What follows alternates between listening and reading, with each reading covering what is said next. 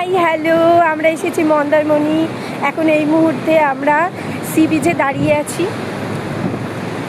ভীষণ এনজয় করছি। একটা নিরিবিলি নিস্তব্ধ সমুদ্র সৈকত, আর আমাদের রিসর্টটা হলো ওই যে দেখতে পাওয়া যাচ্ছে ওটা, সেটা হলো Jayram gold royal sea beach resort. সেখানে ওয়াটার পুল পার্ক আছে, আমরা সারাদিন সেখানে এনজয় করেছি। আর পরবর্তীকালে ব্লগে আপনাদের দেখাবো আমরা কিভাবে সেইখানে খুব এনজয় করেছি। পুল পার্কে আমরা সুইমিং পুলে খুবই মজা করেছি। এই মুহূর্তে আমরা সমুদ্র সৈকতে এসেছি, আর এই সমুদ্র সৈকতটা ভীষণ নিরিবিলি, এত ভালো লাগছে না, ভীষণ ভালো লাগছে।